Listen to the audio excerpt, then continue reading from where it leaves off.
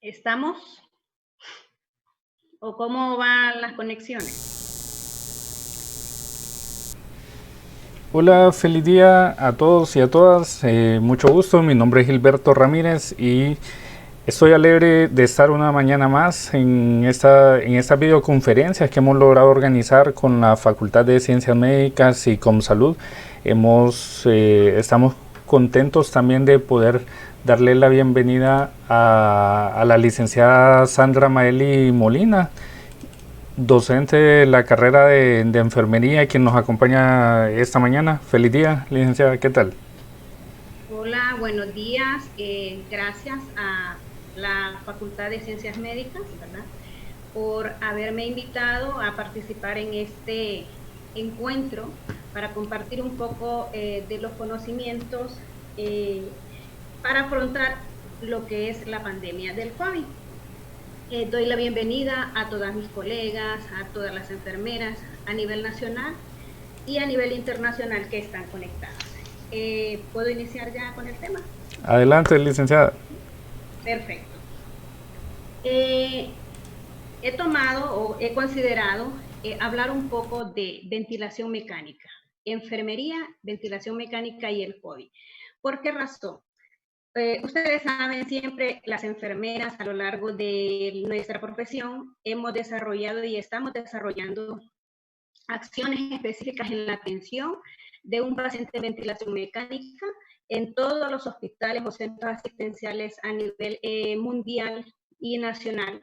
Pues tenemos unidades de cuidados críticos, donde la enfermera juega un papel muy importante en el cuidado del paciente. No es para nosotros desconocido este tema, pero hay algunos énfasis que habrá que retomar en relación a esta nueva patología que estamos enfrentando, que tenemos un poco de temor como profesionales de la salud para poder ir a atender ese tipo de pacientes.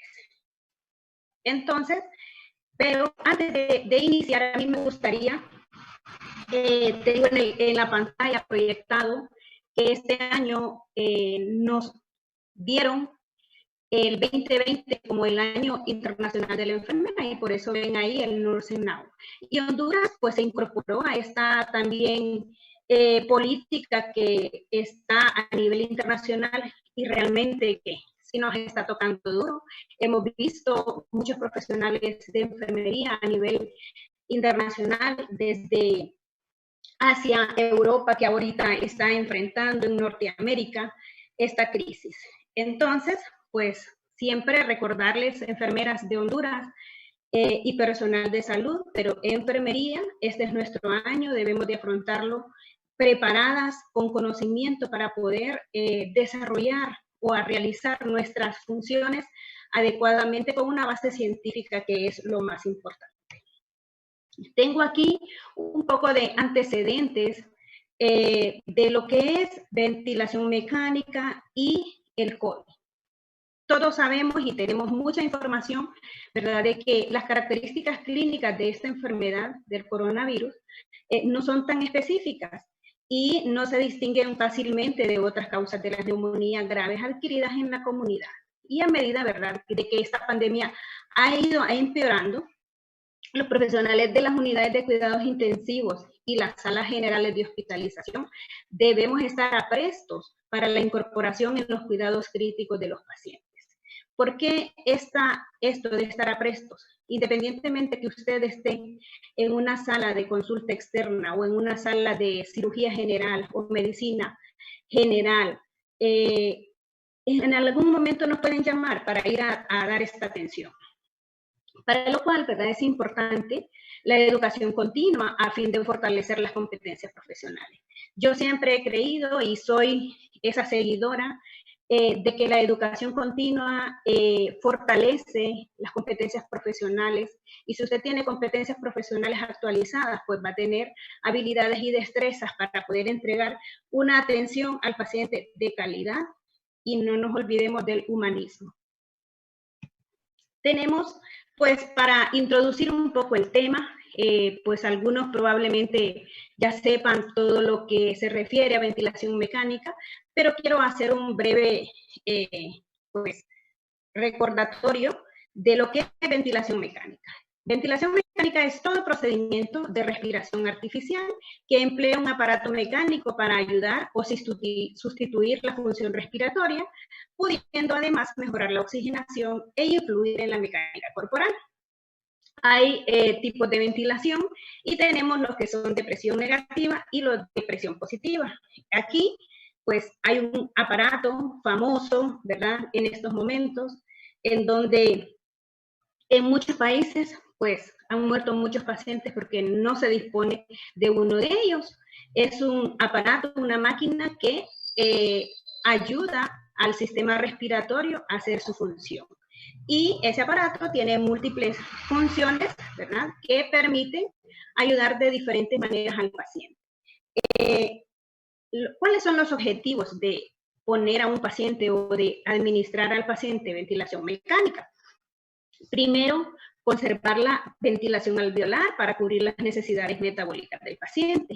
En segundo lugar, pues evitar el deterioro mecánico de los pulmones al aportar el volumen necesario para mantener sus características elásticas, además de reducir el trabajo respiratorio del paciente y mejorar la disnea, o que es la causa que lo llevó a entrar a un proceso de tratamiento de ventilación mecánica.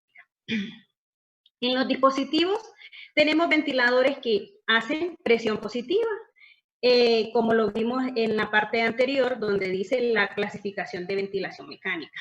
Estos dispositivos de presión positiva, pues usan la presión positiva para aportar oxígeno a los pulmones del paciente a través de un tubo orotraqueal o una traqueostomía, ¿verdad? Este proceso reduce el trabajo respiratorio y favorece el intercambio gaseoso. Hay tres categorías de ventiladores, ¿verdad?, que son por presión positiva, que son los más utilizados en nuestro medio, y tenemos los ventiladores ciclados por volumen, los ventiladores ciclados por presión y los ventiladores que son ciclados por tiempo. Es importante que el personal de enfermería siempre esté... Wow. Permítame.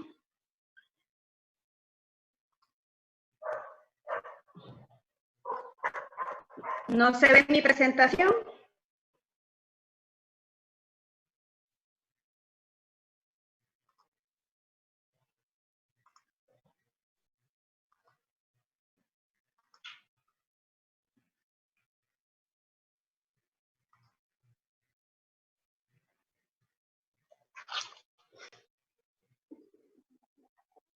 Ahora está en presentación ahí. ¿Estamos? Ok, bueno. ¿Desde el inicio no se vio?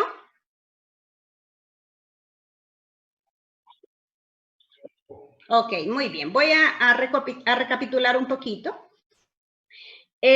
Como les había introducido, pues tenemos esta pandemia en el mundo que estamos enfrentando, ¿verdad? Que como enfermeras siempre en los servicios de salud hemos estado siendo partícipes del cuidado y recuperación del paciente que llega a una unidad de cuidados intensivos.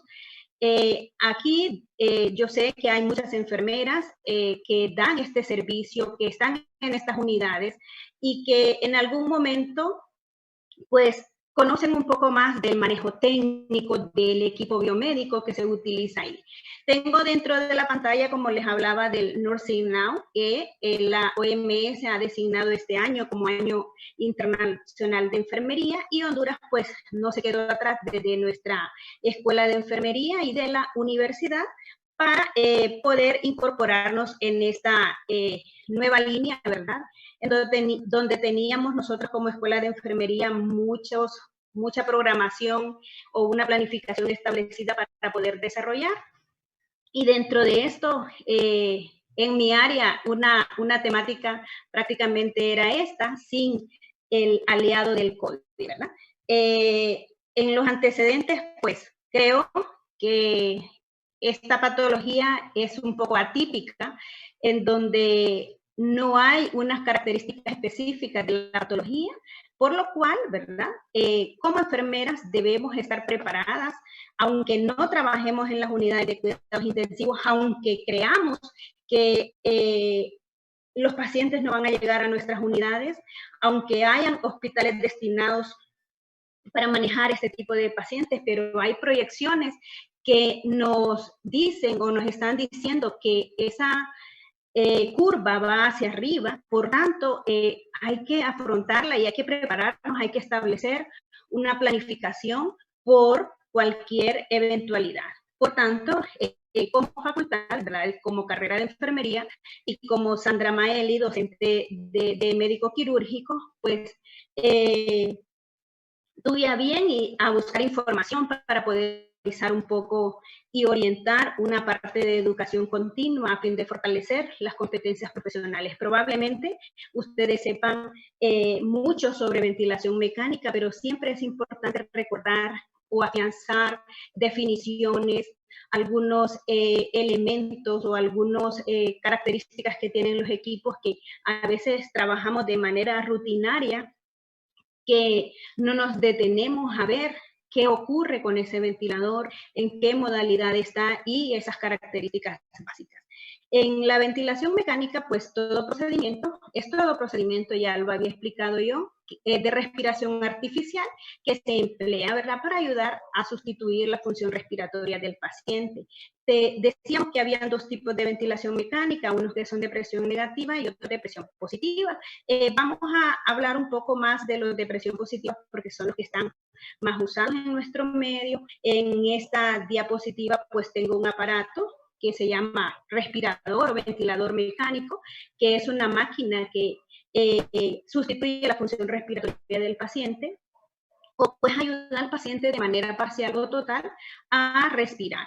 Aparte del ventilador, necesitamos algunos materiales que son desechables, ¿verdad?, que siempre debemos de tener a mano. Dentro de los objetivos hablábamos de que la ventilación mecánica, ¿verdad?, lo que permite es conservar la ventilación alveolar para cubrir las necesidades metabólicas del paciente, evitar el deterioro mecánico de los pulmones, al aportar el volumen necesario para mantener sus características elásticas y reducir el trabajo respiratorio del paciente. Además, mejorar la disnea, que es la principal causa que provoca que el paciente llegue a mantener o a necesitar un ventilador mecánico. Los dispositivos de presión positiva se usan, ¿verdad?, estos a través de un tubo orotraqueal o una traqueostomía. Este proceso reduce el trabajo respiratorio y favorece el intercambio gaseoso. Hay tres categorías de ventiladores de presión positiva, los que son ciclados por volumen, los ciclados por presión y los ciclados por tiempo. Los ventiladores ciclados por volumen, pues el ventilador manda al paciente siempre el mismo volumen corriente en cada respiración e introduce el aire con una velocidad constante. El ventilador puede suministrar este volumen de gas a pesar de que existan cambios de presión en los pulmones del paciente. Los ventiladores ciclados por presión, pues estos aportan gas hasta que se alcance la presión preestablecida. La desventaja de este tipo de ventiladores es que el volumen de gas varía según las presiones dentro de los pulmones de los pacientes. Este tipo de ventilación puede ser útil en situaciones que requieren ventilación a corto plazo. Y los ventiladores ciclados por tiempo suministran gas durante un intervalo de tiempo preestablecido. Su ventaja es que la fase inspiratoria puede mantenerse constante y su desventaja, ¿verdad?, es que la presión y volumen cambian en cada respiración y no se usan en adultos, sino que se usan en recién nacidos y en niños. Tenemos nosotros modalidades ventilatorias. Y aquí quiero yo enfatizar un poco. Cuando nosotros estamos en intensivos o cuidados críticos. En Honduras, pues nosotros tenemos hospitales con unidades de cuidados críticos o cuidados intensivos, en donde la capacidad instalada es bien poca. Tienen un promedio de 4 hasta 8 pacientes. Esa es la que tiene más capacidad. Y luego, pues los pacientes críticos en ventilación mecánica se manejan en las salas de observación que quedan al lado de las emergencias, y el paciente está ahí por un largo periodo de tiempo, manejándose en ventilación mecánica. ¿Qué sucede? Cuando, por ejemplo, llevan un paciente que necesita ventilación mecánica a una unidad donde no estamos o no tenemos la capacidad o la competencia de manejar ese paciente, o no conocemos mucho de ventilación. Las enfermeras y los enfermeros debemos saber al menos en qué modalidades está ventilando al paciente ese ventilador, ¿verdad? Y eso es fácil de conocer. Aquí yo tengo una proyección de un monitor de un ventilador en donde nosotros podemos visualizar esa modalidad. ¿Qué es la modalidad? Es la manera de cómo le vamos a ayudar al paciente a respirar. ¿Quién elige la modalidad? Esa es función médica. Pero como enfermera yo tengo que saber por qué o qué razón tiene para estar en esa modalidad. Dentro de las modalidades tenemos que hay soporte ventilatorio total y soporte ventilatorio parcial. Dentro del soporte ventilatorio total están los ventiladores o la ventilación mecánica controlada, que es totalmente controlada por el aparato.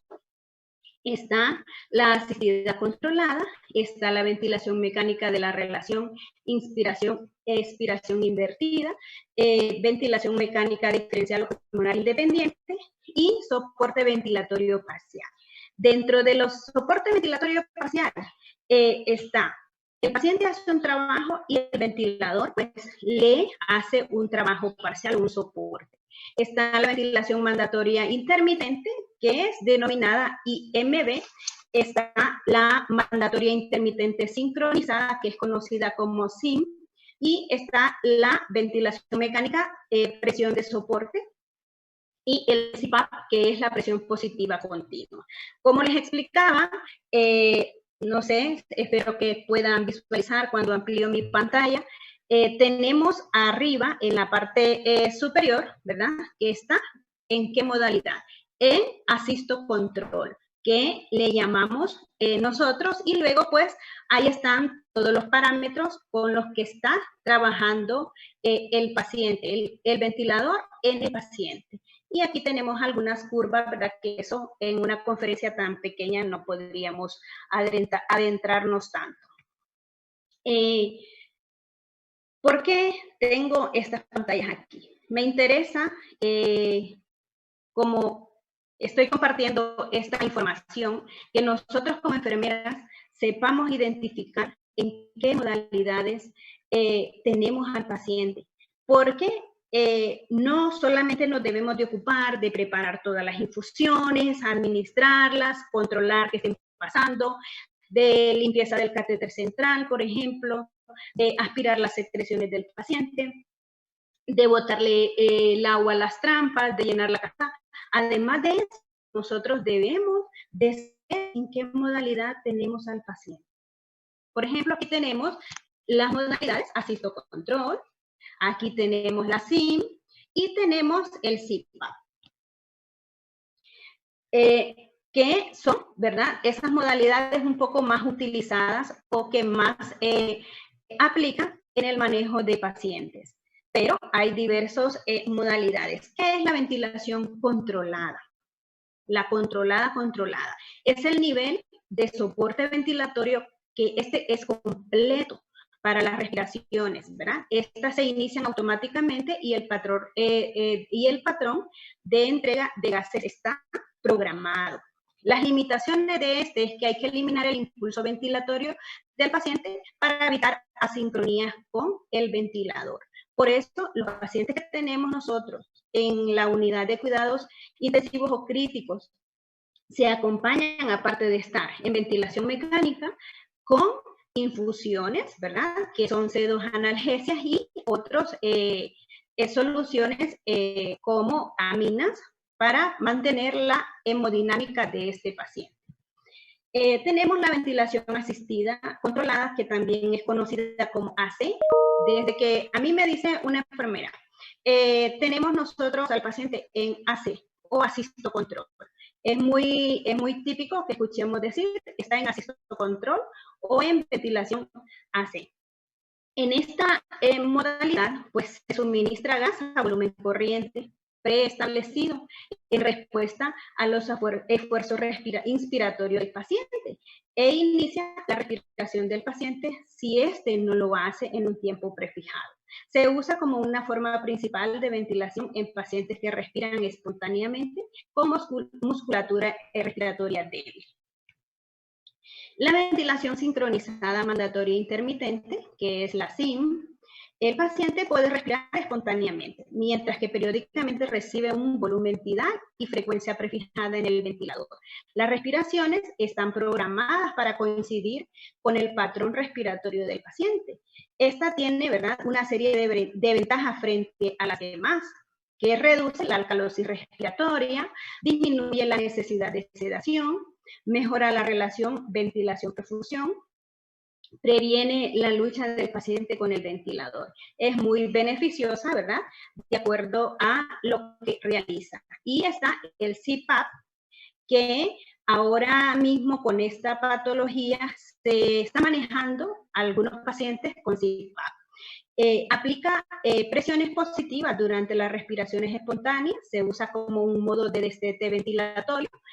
Cuando ya el paciente está en controlada, luego se puede pasar a asistocontrol de acuerdo a las valoraciones clínicas del médico y luego pues va avanzando hasta que el paciente ya respira espontáneamente, ¿verdad? El CPAP es conceptualmente idéntica a lo que es la PIP, que como enfermeros han escuchado que es la PIP, pero luego más adelante lo explico. La diferencia radica en que la primera se utiliza en respiración espontánea y la segunda exclusivamente en la respiración artificial. Se utiliza en pacientes con hipoxia refractaria a la oxigenoterapia, aumentan la capacidad residual funcional y mejora la oxigenación, abriendo los alvéolos colapsados y evitando su colapso al final. Eso prácticamente es su función principal y los efectos secundarios, ¿verdad?, son disminución del gasto cardíaco, pueden existir barotraumas y aumento de la presión intracraneal. Algunos parámetros ventilatorios. Tenemos nosotros en ese monitor que estar atento de ver en cuánto está el FiO2 del paciente, cuánto tiene de volumen corriente o volumen tidal, en qué frecuencia respiratoria está, cuál es el flujo pico. Y aquí doy una breve descripción de esos parámetros básicos, ¿verdad? Que el FiO2 es la fracción inspirada de oxígeno en el aire. ¿Cuánto es la fracción inspirada de oxígeno en el aire ambiente? 21%, es decir, la porción de oxígeno que suministramos dentro de los volúmenes de gas inspirado. Tenemos el volumen corriente o volumen tidal, que es el volumen de aire que entra en el pulmón en cada ventilación e insuflación. Y la frecuencia respiratoria, pues, es la cantidad de respiraciones que se hacen en un minuto o se programan en un minuto para el paciente. Y el flujo pico, pues, es la fuerza que debe generar el ventilador para hacer llegar el flujo de aire del ventilador al pulmón del paciente, venciendo la resistencia de los corrugados. ¿Qué son los corrugados? Son todas las tubuladuras que van desde la línea inspiratoria y expiratoria, y estos debemos considerar que no deben ser muy largos, porque si son muy largos, el flujo pico, si está muy bajo, pues no va a alcanzar a desarrollar esa fuerza para llegar hasta los pulmones. ¿Y qué es la sensibilidad o trigger? Es la capacidad que tiene el respirador de captar el esfuerzo respiratorio. Y la PIP, pues como les mencionaba, su función es mantener distendidos los alvéolos, es la presión positiva al final de la inspiración. Y la presión pico o soporte contribuye parcialmente en el trabajo inspiratorio, pero no interviene en la dinámica ventilatoria. Un poco la descripción de esos parámetros ventilatorios. Aquí tenemos un ventilador, un monitor de un ventilador que está con una ventilación controlada por presión. Está pues destinado para uso de un adulto. Si ven algunos parámetros básicos, tenemos una FiO2 de 80, ¿verdad? Una frecuencia de 12 y una PIP de 8. Y ahí tenemos todos los otros parámetros, ¿verdad? Que se pueden visualizar. Pero como enfermeras, compañeras y compañeros, es importante que además de manejar el paciente, que lo hacemos muy bien, sepamos identificar estos parámetros básicos. Aquí está algo sobre las tubuladuras o circuitos. ¿Quién es el encargado de armar o de preparar este equipo? El personal de enfermería. Estamos nosotros en una unidad de cuidados en donde un paciente está con una dificultad respiratoria, ¿verdad? Que puede necesitar intubación endotraqueal. Desde que se dice, vamos a intubar a este paciente, empezamos a buscar el ventilador, el médico normalmente conecta y el personal de enfermería, ¿qué debe de ir haciendo? Preparar esos equipos. Estos equipos deben de estar ya en bolsas, ¿verdad? Mandados o preparados, deben ser descartables, lo ideal, pero en nuestro medio, con el sistema de salud que tenemos, con muchas carencias, ¿verdad? Los lavamos, los mandamos a esterilizar y los reutilizamos. Entonces, en cada bolsa debe de estar preparado una tubuladora para la línea inspiratoria y otra para la expiratoria, la famosa Y que nosotros tenemos, ¿verdad? Y hay trampas, hay cascada, y ustedes pueden ver aquí en la cascada, pues yo lo tengo con una X. ¿Por qué razón? En estos momentos no se recomienda en pacientes con COVID positivo utilizar cascadas porque genera mucho aerosoles y esa es la manera de transmisión.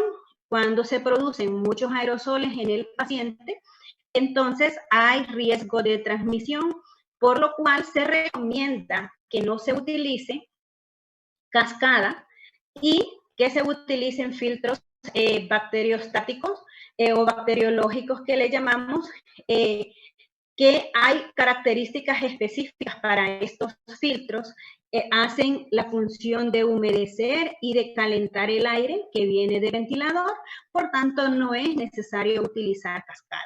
En el caso de que nosotros no tengamos filtros, pues ni modo, ¿verdad? Vamos a utilizar, y lo ideal es que utilicemos un filtro en la línea inspiratoria y otra en la expiratoria.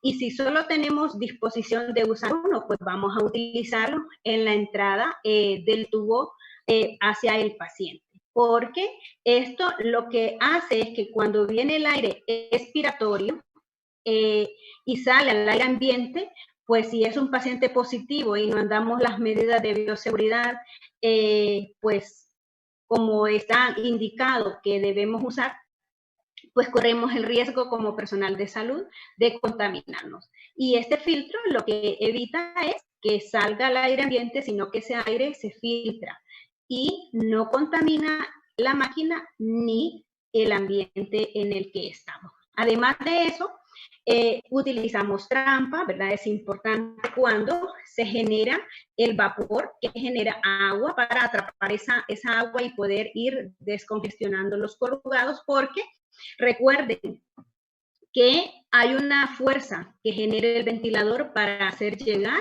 ese volumen de aire a los pulmones, y si los tubos tienen agua en su interior, vencen la resistencia, ¿verdad? O hacen resistencia y el flujo de aire va a llegar con menor presión hacia los pulmones. Además, tenemos acá que preparar siempre cámaras inhaladoras, ¿verdad? O espaciadores conocidos, que son para cuando hacemos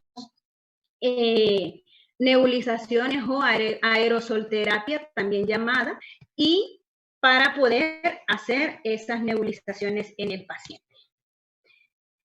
Además, ¿verdad? De armar las tubuladuras, por tanto, debemos conocer cuál es la línea inspiratoria, para nosotros poder colocar esas tubuladuras correctamente, y al final, aquí esta tiene un filtro, espero que lo logren ver, y además tiene su pulmón. ¿Para qué sirve ese pulmón? Para calibrar el ventilador, los parámetros del ventilador. Eso es trabajo del médico, ¿verdad? No es trabajo de la enfermera, pero el resto es trabajo nuestro y es un trabajo en equipo, que si yo no tengo armado mis circuitos o las tubuladuras, pues es importante.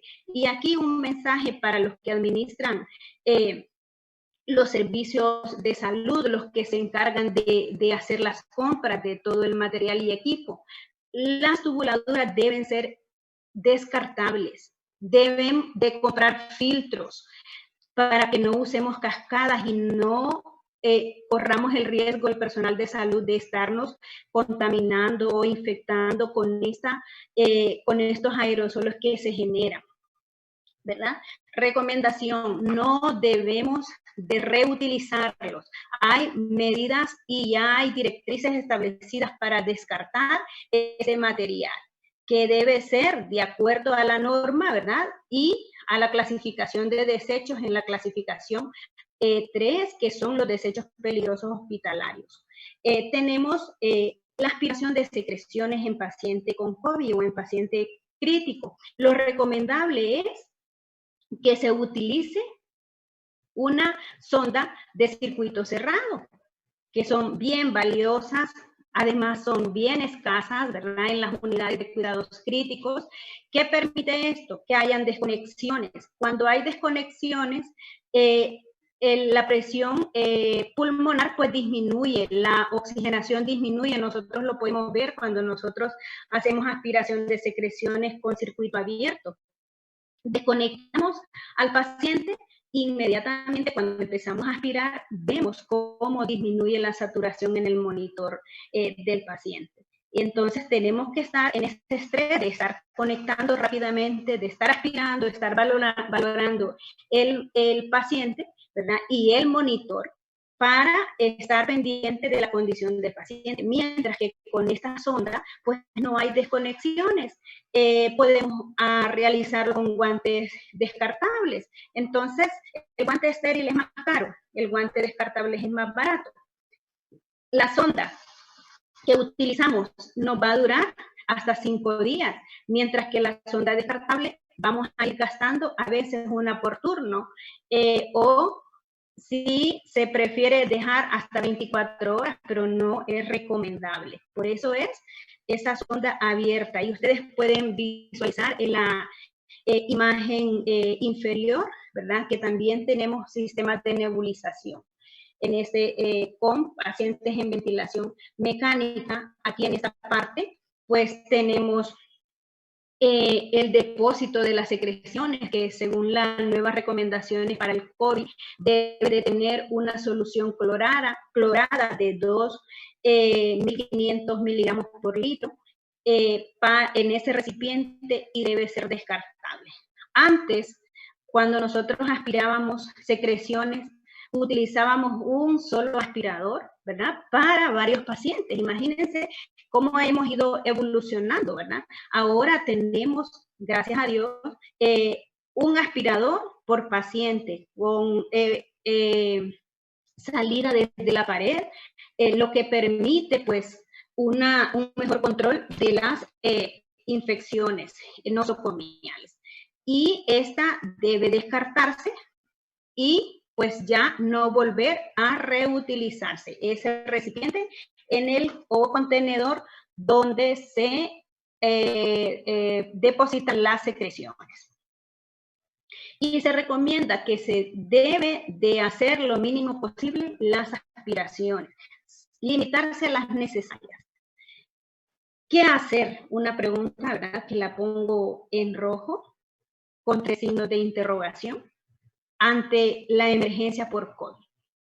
¿Qué debemos hacer como personal de enfermería? Que estamos las 24 horas con nuestro paciente, los 365 días del año, y pues hacemos una entrega por turno, ¿verdad? Por tanto, siempre habrá una enfermera al lado del paciente. Escuchaba ayer una entrevista que le hicieron al primer ministro de Reino Unido y él dijo, tuve 2 enfermeras por 48 horas al pie de mi cama. Entonces no mencionó médico, mencionó tuve 2 enfermeras. Por tanto, como personal de enfermería, creo que ¿qué hacer? Mejorar la capacidad de respuesta desde los equipos de salud y específicamente desde las direcciones de enfermería con planes estratégicos que den respuesta ante un aumento sustancial de la capacidad instalada de las unidades de cuidados intensivos y la readecuación de otras áreas. Hay hospitales o hay salas que cuentan con toda la disposición en las paredes de los suministros de oxígeno, aire y succión. Pues que necesitamos ahí personal entrenado y el equipo. Primero, tiene que tener el personal y tiene que estar entrenado, ¿verdad? Y luego el equipo para que puedan tener apertura a la atención de los pacientes. ¿Y qué debemos de tener? Ventiladores. Además de los ventiladores, hay muchos insumos que se deben de utilizar. Además del equipo biomédico, insumos que sean descartables. Yo tengo también la dicha de trabajar en el hospital escuela. He pasado por áreas críticas en mi experiencia laboral y en donde tenemos a veces que andar buscando una pieza para poder ajustar la ventilación mecánica en un paciente. No está el equipo disponible, se reutiliza, bueno, en mi tiempo, no sé ahora, se reutilizaba, ¿verdad? Con las medidas de asepsia establecidas para poder dar esa atención a los pacientes. Entonces, autoridades, si alguien está por ahí viendo ¿qué vamos a hacer? Ya gestionaron la compra de las tubuladuras, ya gestionaron la compra de los filtros, del equipo de protección personal para el personal de salud. Bueno, es una respuesta que ustedes deben buscarla ante una proyección, ¿verdad?, de un alto número de casos que podríamos tener en Honduras. Si en Wuhan, que es un lugar súper desarrollado con unos avances médicos y científicos tecnológicos avanzadísimos, España, Italia han sucumbido ante esta emergencia y nosotros, no sé por qué, tal vez Dios, ¿verdad?, en su misericordia nos está cubriendo de tanto o un alto número de casos. ¿Qué necesitamos o qué hacer?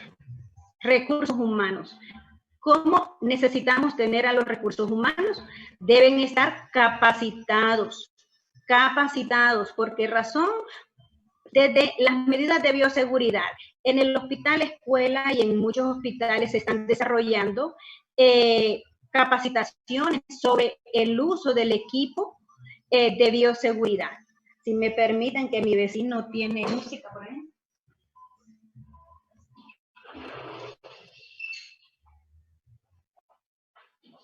Perdón.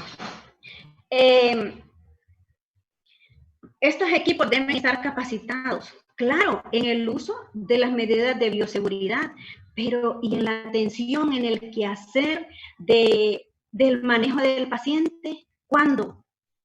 ¿Cuándo vamos a empezar? Estamos desde la universidad y desarrollando educación para poder asistir a este tipo de pacientes en un área muy delicada, ¿verdad? Que todos tenemos la capacidad de entrar.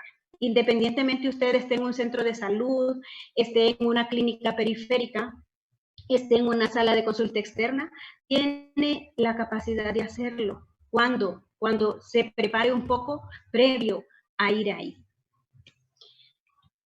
Hay que tener áreas físicas que sean las básicas o las necesarias. ¿Qué debemos hacer? Como autoridades deben diseñar un área específica y tener esa opción o esa por cualquier eventualidad para proteger a los pacientes, ¿verdad? O a otros pacientes y al personal de salud. Los pacientes críticos con COVID sospechoso o confirmado que deben ser ingresados de manera ideal en una sala de aislamiento respiratorio que esté a presión negativa en relación con las áreas cercanas. Las salas de presión negativa hasta tienen filtros HEPA para poder filtrar ese aire que se genera en esa sala. Pero pues si no tenemos, al menos en una sala donde se mantenga la puerta cerrada y las ventanas abiertas, ¿verdad? Y debe de tener lavamanos accesibles, jabón y dispensadores de alcohol gel, especialmente si se realizan procedimientos con generación de aerosoles. Nosotros en enfermería hacemos nebulizaciones, ¿verdad? El paciente tose, hacemos aspiración de secreciones y esos procedimientos los hace la enfermera. Por tanto, debemos de protegernos. No deberíamos de estar usando mascarillas quirúrgicas en este momento. Deberíamos de estar usando mascarillas N95. Estamos en la etapa 4, en donde toda persona es sospechosa de tener el virus. Bueno, y en el área física, con alternativa, ¿verdad? Como alternativa, los pacientes pueden ser ubicados en habitaciones individuales con ventilación adecuada y que esto está recomendado por la OMS. Aquí tenemos unas imágenes. El área física. Se dice en las líneas que hay, ¿verdad? En las nuevas líneas ante esta pandemia, que el paciente debe estar en áreas aisladas de manera individual, que es lo ideal que tenemos a nuestra derecha, pero en la izquierda tenemos la realidad, que es la realidad, un hacinamiento terrible que hemos tenido y hemos visto en los otros países, ¿verdad? Que han tenido hasta UCI de 18 camas y tienen hacinamiento. Además, un paciente de cuidados críticos que tiene, aparte de tener un ventilador, tiene bombas de infusión, no tiene una, tiene hasta 4 o 5 bombas de infusión, tiene el ventilador que tiene un brazo que trae esas tubuladuras hacia el paciente, además tiene un monitor, tienen mesas auxiliares, ¿verdad? Tienen que tener contenedores para descartar los desechos peligrosos y los desechos no peligrosos. Por tanto, deberíamos de tener una separación entre una cama y otra de al menos 1 metro y que pues ni siquiera en las unidades que tenemos solamente en las de cuidados intensivos hay esa separación. Y acá abajo tengo otra imagen es una imagen de España, de un lugar que se llama IFEMA, que es donde se realizan algunas ferias, ¿verdad? De la salud, por ejemplo, y ahí tenemos áreas individuales para cada paciente, aunque no son totalmente individualizadas, pero hay una separación entre cada paciente, si ustedes pueden observar. Ahí hay pacientes y esas unidades tienen que tener al menos disposición de succión y de oxígeno, atriles para poder manipular a un paciente o tener a un paciente en alguna condición que se pueda descompensar, ¿verdad? Al parecer se está organizando el polideportivo de la universidad en este sentido. Pero yo me pregunto, Sandra Maeli, se pregunta, ¿habrá una enfermera trabajando ahí? Y pues la respuesta que me queda en la incógnita, espero que sí. El equipo biomédico y otros básicos. Aquí tenemos una cama o una unidad disponible para un paciente en estado crítico. Las camas tienen que funcionar, ¿verdad? De colocarse en las posiciones que ya como enfermeras conocemos. El paciente, ¿por qué va a entrar a cuidados intensivos? Uno de los signos que va a entrar es porque tenga una dificultad respiratoria severa que requiera un manejo ventilatorio adecuado que satisfaga su necesidad.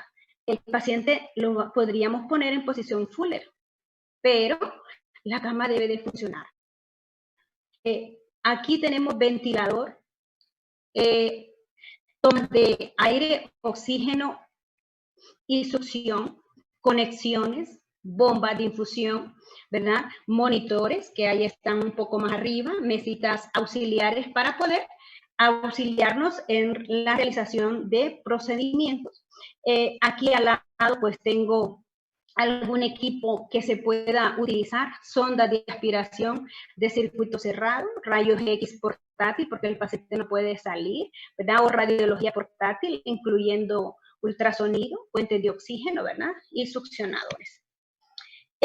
Con respecto al equipo de protección personal que debamos utilizar, en una unidad de cuidados intensivos o no intensivos, pero que el paciente tenga COVID positivo, pues la indumentaria o el equipo de protección personal es el que yo creo que todos los que están en audiencia hemos visto, de que se trata de mascarilla N95, de un gorro descartable, de gafas protectoras oculares, de un overol que sea impermeable, de guantes, de botas. Necesitamos agua, jabón, necesitamos alcohol gel con las concentraciones adecuadas. Y pues aquí tenemos una forma, un algoritmo, un diseño de cómo colocarse este equipo. De esto habló la Máster Perla la semana pasada, del equipo de protección personal. ¿Qué me corresponde a mí? Pues hablar de que debemos utilizarlo para ir a atender a estos pacientes. Y en la parte de la retirada hay un cuidado bien específico. Cada vez que usted se va retirando una prenda o algo de lo que lleva puesto, debe de higienizar sus manos. Se retiró los primeros guantes, higienice sus manos. Luego va pues con el overol y en todos los procesos lleva esa higienización de manos que debe ser supervisada. Dice que si no tiene quien le supervise, puede colocarse frente a un espejo. Entonces, tenemos que tener un espejo disponible para que podamos realizar nuestros procedimientos. Así es de que no debemos utilizar o aplicar medidas de cuidado al paciente mientras no tengamos un equipo de protección personal cuando el paciente es positivo o está sospechoso, ¿verdad? En las otras áreas debemos utilizar todo el resto de protección que estamos utilizando, pero no deben de cambiar a una mascarilla N95. Y para entrar un poco pues a nuestra gran ciencia, hermosa ciencia, ¿verdad? Los cuidados de enfermería en relación al paciente de UCI. ¿Qué debemos hacer? Comprobar el correcto ajuste de alarmas y el buen acoplamiento de las máquinas, ¿verdad? Y las tubuladuras. Siempre a veces da alguna alarma este ventilador y lo que hacemos en algunos momentos es ir a apagar la alarma, pero hay que revisar todo el sistema, hasta desde las salidas inspiratorias y expiratorias hasta la conexión con el tubo del paciente. Reducir las técnicas invasivas a las estrictamente necesarias. Se recomienda registrar cualquier situación o cualquier actuación o técnica o incidencia que haya ocurrido. Por ejemplo, para mencionar alguna, describir el aspecto de las secreciones, cambios de sonda vesical, seguimiento de normas higiénicas y de asepsia. Registro de los valores más significativos con periodicidad predeterminada. En cuidados intensivos hay ya procesos establecidos que se deben de registrar cada 2 horas, cada 4 horas, cada 6 horas, cada 8 horas, cada 12 y cada 24 horas, ¿verdad? Pero en ese momento, pues vamos a hablar un poco sobre el paciente con COVID. Que el paciente con COVID tiene un distrés respiratorio, ¿ok? Ese paciente es potencialmente que se va a intubar o se va a intubar. Si el paciente se va a intubar, ¿qué debemos de procurar? durante la intubación. Hay que reducir los desplazamientos del personal dentro de la sala. Después de que se haya hecho la intubación, hay que desinfectar todo el área, ¿verdad? Con las recomendaciones dadas. Hay que realizar en cada turno una evaluación del nivel de delirio del paciente, del alivio del dolor, de la comunicación, de la calidad del sueño y la movilización temprana. Además, hay que disminuir el riesgo de neumonía asociada a la ventilación mecánica. Debemos de colocar al paciente en posición semi-Fuller si está indicado o si nosotros valoramos de que necesita esa posición. Hay que hacer aspiración de secreciones y previo a cada aspiración de secreciones, si el paciente está intubado, valorar la consistencia del balón del tubo. Eso es bien importante. ¿Por qué razón? Porque si nosotros empezamos a aspirar secreciones y el balón está desinflado, corremos el gran riesgo de que el paciente se extube. Mientras que si usted valora antes de aspirar ese balón y ve que está un poco flojo, también probablemente la saturación está un poco baja, ¿verdad? Porque no hay un buen sello de esa presión de aire o volumen que se está introduciendo al pulmón. Por tanto, eso es muy importante.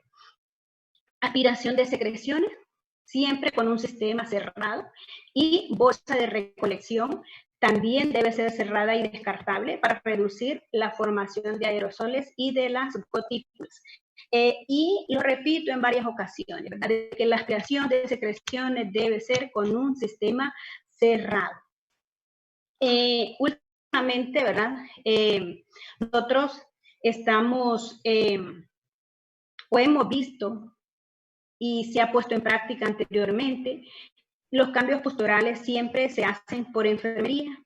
Y en este caso, en este tipo de pacientes, se ha visto pues que hay una buena respuesta del paciente en la posición de cúbito prono.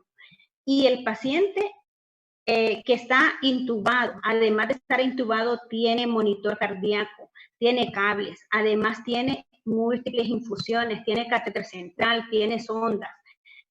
La movilización de ese paciente es un poco compleja. Si ustedes ven, el gran equipo en la imagen inferior derecha, ¿verdad? El gran equipo que está trabajando para poder hacer esta acción. Y pues la mayoría de los pacientes en estado crítico con COVID responden bien a la ventilación endocúbito prono, con una notable mejoría de la oxigenación y el rendimiento pulmonar. La duración recomendada, ¿verdad? De esta posición prono serían intervalos de más de 16 horas cada vez, y antes de cambiar de posición al paciente, asegúrese de que todos los tubos estén bien colocados y revisar todos los empalmes o conexiones para reducir el riesgo de desconexión. Siempre nosotros que movilizamos un paciente en estado crítico, sé que lo han hecho, alguien se encarga de la cabeza y de la vía aérea. Otra persona se encarga de manejar las infusiones y ese catéter central. Y otra, ¿verdad?, de las ondas, y el resto hace la movilización. Primero se lateraliza al paciente y luego, ¿verdad?, en movimientos que le llamamos en bloque, se va haciendo la rotación de ese paciente.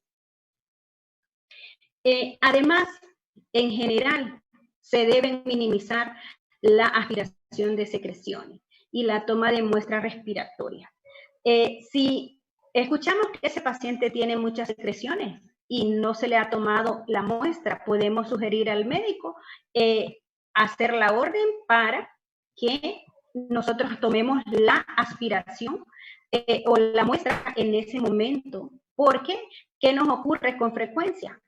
Acabamos de canalizar el paciente y nos piden una muestra de sangre.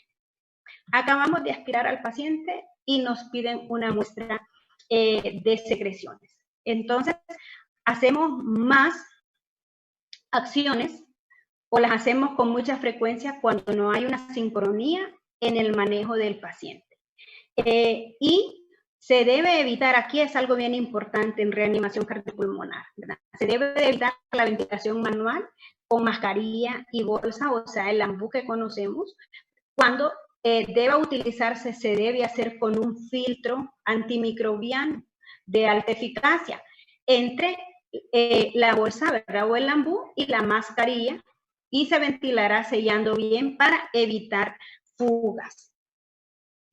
Pueden verlo ahí, ¿verdad? Tenemos esa ventilación con mascarilla y el filtro que nos está protegiendo tanto al paciente como al personal.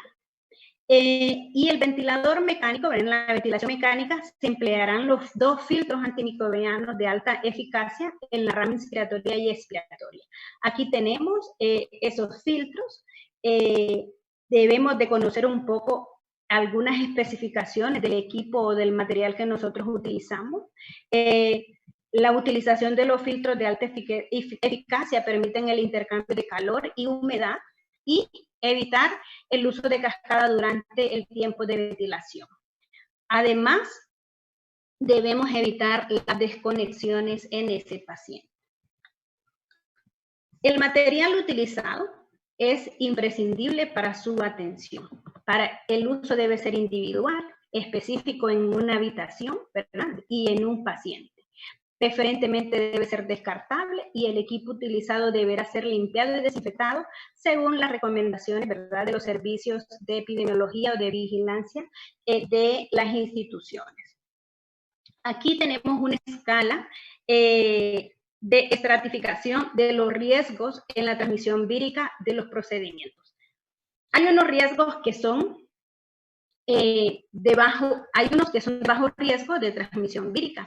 Por ejemplo, la colocación de un tubo o una cánula de Guedel, cánula de Mayo, que es lo mismo, es un riesgo mínimo el que se genera. Colocación de mascarilla facial de oxigenoterapia con filtro inspiratorio, compresiones torácicas, desfibrilación, cardioversión o colocación de marcapasos transcutáneos, inserción de vías venosas o arteriales y administración de fármacos o fluidos intravenosos. Son bajo riesgo, no quiere decir que no hay riesgo. Y los que se consideran de alto riesgo de transmisión vírica son la aerosolterapia, ¿verdad?, que son las nebulizaciones con aerosol, las nebulizaciones en sí, gafas nasales o puntas nasales de alto flujo, ventilación manual con mascarilla, cuando hay ventilación no invasiva en CPAP, cuando hay que realizar una intubación orotraqueal, una traqueostomía quirúrgica, broncoscopía, aspiración de secreciones y resucitación cardiopulmonar. Y, estimados compañeros enfermeros y enfermeras, como enfermeros y enfermeras participamos en todos. Si van a hacer una traqueostomía, necesitan a una enfermera instrumentista y una circulante para hacer ese tipo de procedimiento. En todos estos procedimientos estamos presentes nosotros.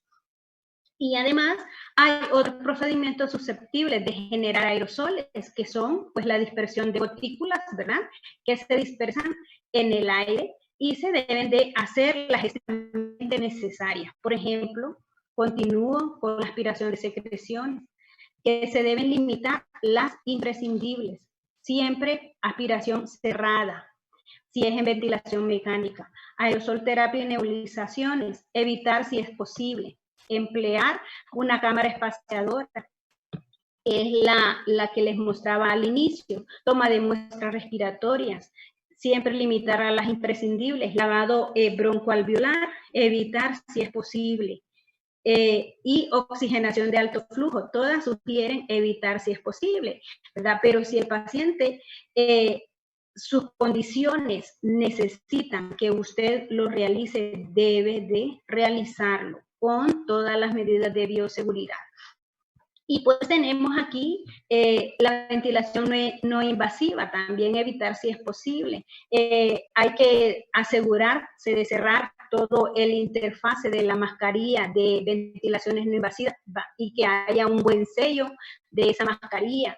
Y la ventilación, ¿verdad?, con ambú, que ese es más conocido así, siempre utilizar un filtro, ¿verdad?, de alta eficacia. Y evitar que hayan fugas. Aquí pues quiero compartir un poco, creo que voy terminando, un relato de una enfermera española, que yo no quisiera escuchar estos relatos si tenemos aún tiempo. No tenemos, creo que San Pedro Sula está viviendo un tiempo crítico, ¿verdad? No el más crítico, pero crítico en relación a la demanda de los servicios de salud. Y habla este relato, y les quiero leer después una foto que tomé anoche de un noticiero que estaban dando y que se enmarca en esta pequeña conferencia de hoy. Y dice la enfermera: yo tengo la suerte, entre comillas, de trabajar en UCI desde hace 3 años, comienza Fernández. Antes contaba con 18 camas de cuidados intensivos. Ahora, añade, creo que hay más de 60 repartidas por el hospital. Yo soy personal entrenado en UCI. Por eso digo lo de la suerte, destaca, subrayando que, sin embargo, hay otros muchos enfermeros que están viviendo una verdadera metamorfosis laboral, de hacer endoscopías a llevar pacientes con respirador a este nivel de gravedad es una pesadilla. Entonces, no hagamos la metamorfosis ahora, antes de que llegue ese proceso crítico. Por favor, si está en cada uno de ustedes aportar algo de conocimiento, de su habilidad y destreza que tiene, compártalo, propóngalo, ¿verdad? Ante sus compañeros, hagamos educación continua diariamente con nuestros compañeros con los que vivimos a diario, ¿verdad? Y que nuestras autoridades piensen en una estrategia rápida y eficaz para por lo menos paliar un poco la situación que probablemente nos vayamos a enfrentar. Es una proyección, ¿verdad? Y pues quiero leer antes de poner mis conclusiones.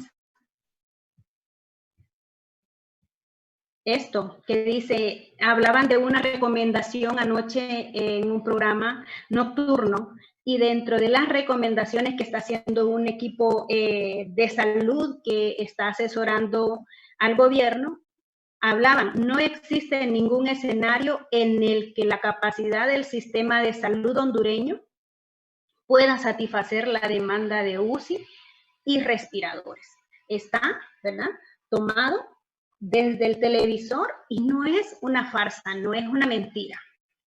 Y hablamos a otra parte para hacer conciencia dentro de esas conclusiones. El virus ha penetrado a la población por diferentes lugares.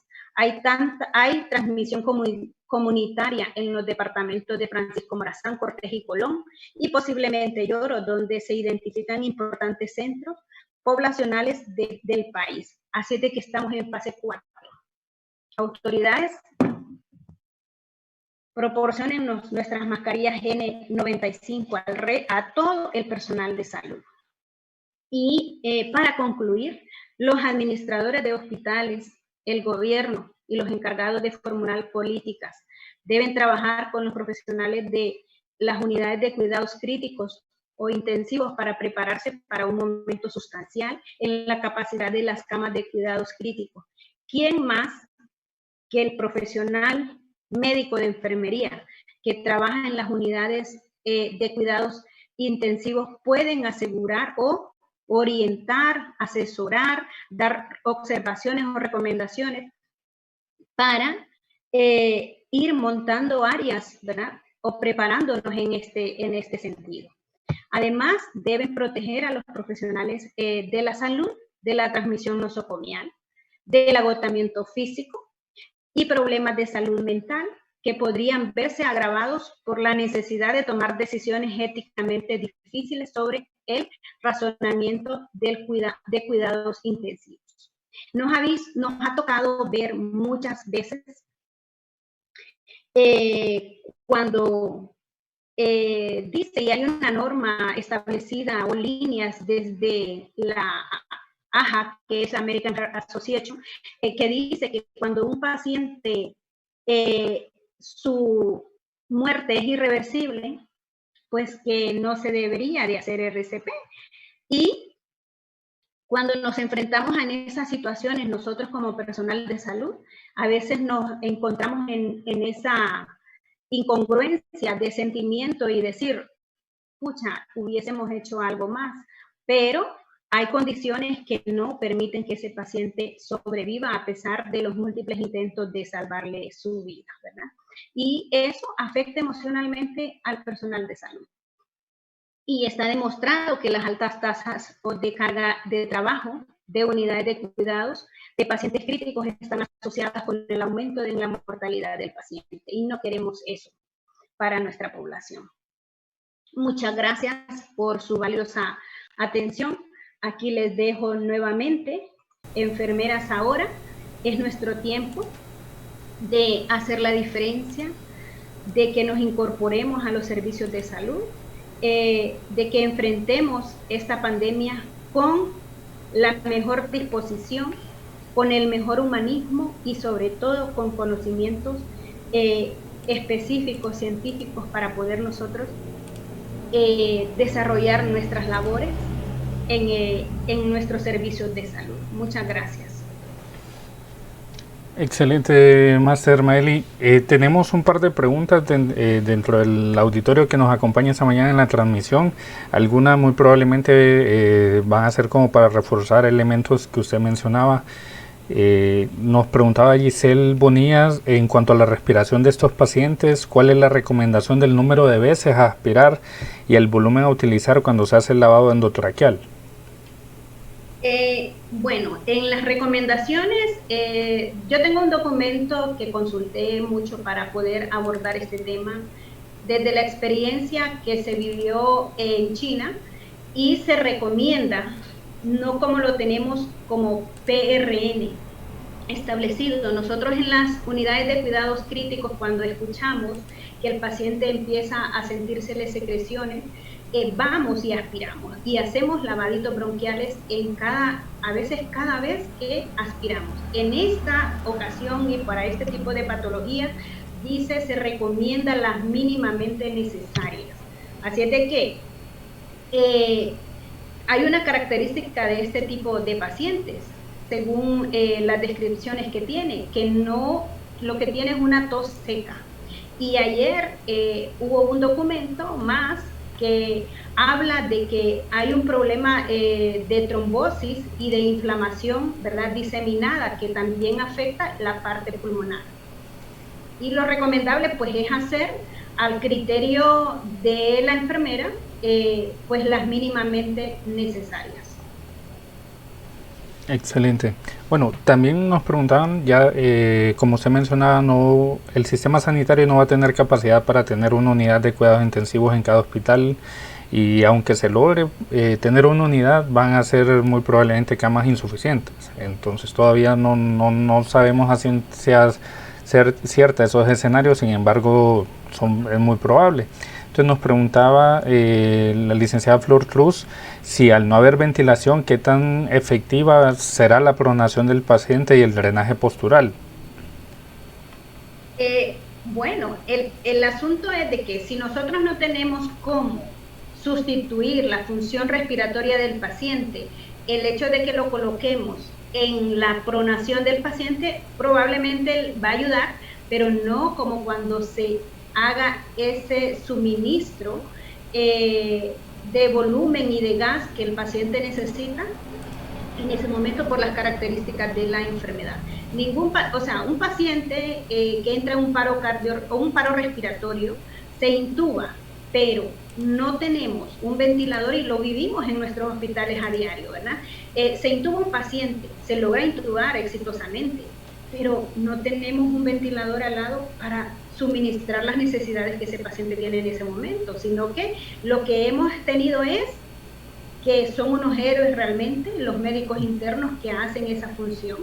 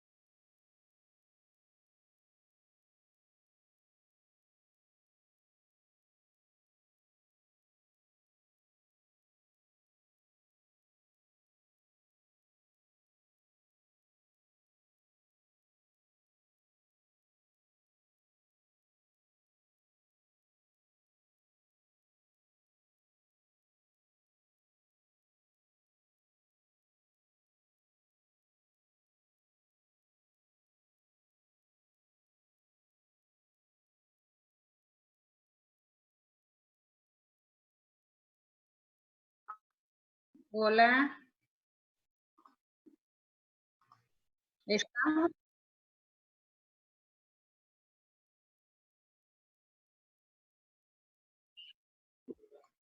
No, ok. Hablábamos de qué tan beneficiosa era, la pregunta era de qué tan beneficiosa era la pronación del paciente para favorecer el drenaje postural. Claro que puede ser beneficiosa, ¿verdad? Además, acompañándolo de kinesioterapia, que es una terapia que realizamos las enfermeras para favorecer el drenaje postural en el paciente. Pero lo que yo decía era que eh, independientemente de que nosotros pronemos al paciente, que le hagamos kinesioterapia y favorezcamos ese drenaje postural, ¿qué va a ocurrir?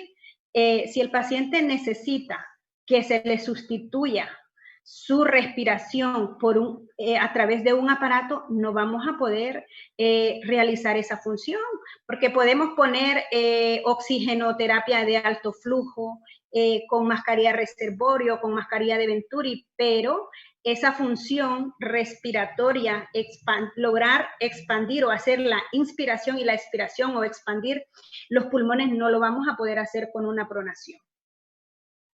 Necesitamos los ventiladores. Pasa mucho en nuestras unidades que un paciente hace paro respiratorio, se intuba exitosamente, pero ¿qué ha pasado? Y ha salido en las noticias, no hay un ventilador para conectar a ese paciente. Por tanto, se tiene que auxiliar de un personal médico, y que un aplauso para esos médicos internos que han hecho esa labor siempre, en donde ellos hacen ventilaciones manuales que no son sincronizadas, no llevan el volumen prefijado, no llevan una frecuencia respiratoria adecuada, aunque en RCP se dice que cuando el paciente está intubado se debía de hacer una ventilación cada 10 segundos, pero esté usted como personal de salud una hora dando ventilación, créame que a los 10 minutos va a perder la sincronía y la fuerza con lo que le está haciendo. Sí, definitivamente. Incluso uno se ha enfrentado a casos donde los pacientes no es que están en sedación, por ejemplo, y dar respiración mecánica mano ambú es mucho más complicado, definitivamente. También nos preguntaba la licenciada Marisa Aguiluz sobre si podíamos hacer un poquito de énfasis de cada cuánto nos recomienda usted hacer el circuito, el cambio del circuito. Pues el cambio del circuito normalmente debería de cambiarse al menos cada 72 horas, ¿verdad? Pero, ¿qué ocurre en nuestros servicios de salud, en nuestra realidad? Desde que el paciente se conecta hasta que sale, ¿verdad? Pero, ¿qué valoramos como enfermera? Venimos y tenemos las tubuladuras que se llenan de secreciones, ¿verdad? Con moco. Cambiamos esa tubuladura, hacemos ese recambio de tubuladura. Si nosotros tuviéramos una existencia adecuada del suministro, créanme que no haríamos lo que hacemos. Definitivamente. También nos preguntaban sobre cuál era más o menos el rol, no sé si en este caso es pertinente la consulta de ustedes, cuál era más o menos el rol o cuáles eran los avances en materia de capacitación para el personal de enfermería, para todas las profesionales y todos los profesionales de enfermería sobre ventilación mecánica a nivel de Secretaría de Salud o a nivel interno de las instituciones hospitalarias. Pues en este momento yo también tengo la bendición de trabajar en el Hospital Escuela. Hay unas jornadas de capacitación, probablemente estén preparando la siguiente, ¿verdad? Respecto al manejo, así, de desarrollar habilidades y destreza en ese personal del paciente, porque se han desarrollado en el EPP, básicamente, en la manera de transmisión, de conocer cómo se debe de cuidar uno y cómo debe cuidar al paciente. Pero en la parte de nuestra ciencia que se llama cuidado, pues hasta ahorita no he visto más que bioseguridad. Probablemente están trabajando, ¿verdad?, en desarrollando ese plan para ejecutarlo. Pero yo quiero invitar a esta audiencia que si alguno de ustedes tiene dominio en algo específico relacionado con la atención de estos pacientes, no duden en contactar, ¿verdad?, al doctor para poder hacer esa proyección como enfermería. Ya iniciamos como enfermería la semana pasada desde la carrera de enfermería o de la Facultad de Ciencias Médicas como Universidad Nacional Autónoma de Honduras en esta proyección. Es la segunda enfermera que soy yo, que está haciendo la conferencia, lo hizo la Máster Perla Simos en la semana pasada, y bueno, esperamos que más compañeras a nivel nacional se unan. Es fácil, lo hacemos desde nuestra casa, no tenemos que salir y podemos compartir mucho, ¿verdad?, de lo mucho que ustedes saben.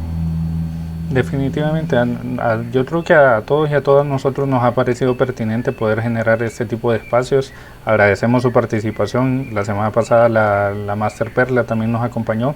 Y igual invitamos al auditorio que pueda compartir esta conferencia. Va a quedar colgada aquí en nuestra página de Facebook y después nosotros la subimos al repositorio de YouTube.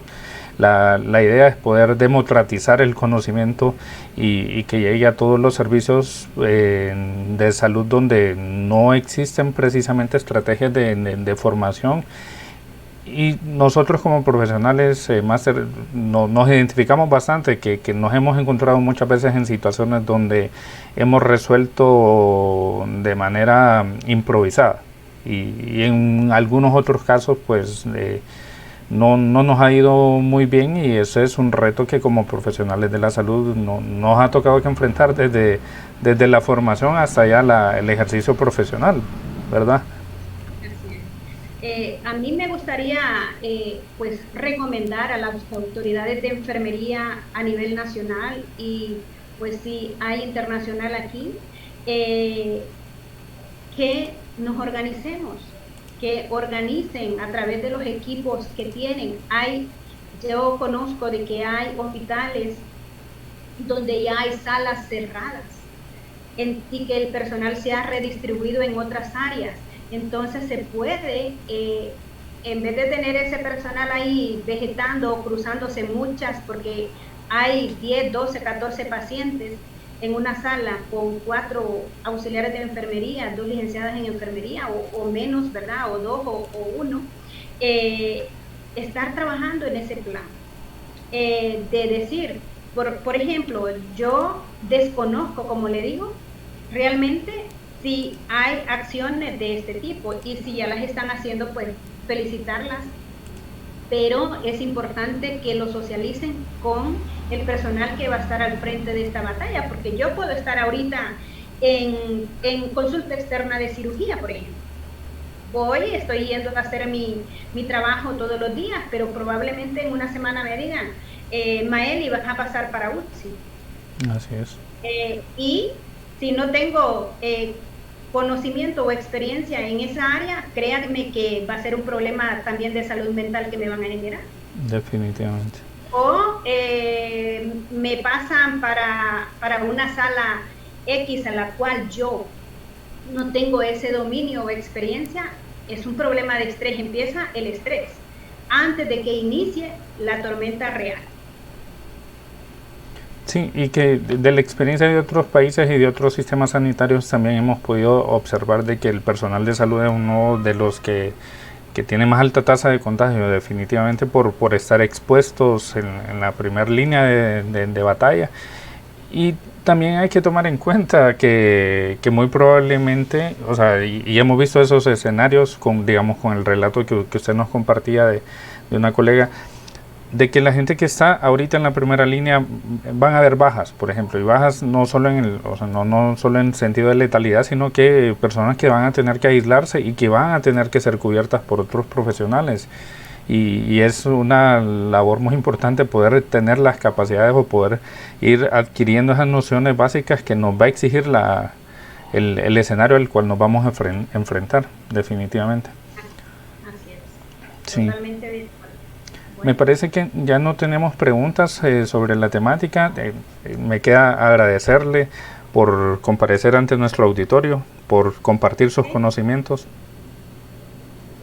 Muy encantada de haber participado y bueno, espero haber aportado un poco de mi conocimiento hacia su gran conocimiento, ¿verdad? A fin de proveer servicios de salud de calidad y nunca olvidemos con humanismo, ¿verdad? Definitivamente. Nos queda pendiente muchísimo más temas y seguir abordando desde estos webinars. Les agradezco a todos también la asistencia a nuestra conferencia del día de hoy. Es un placer estar ante ustedes. Saludos.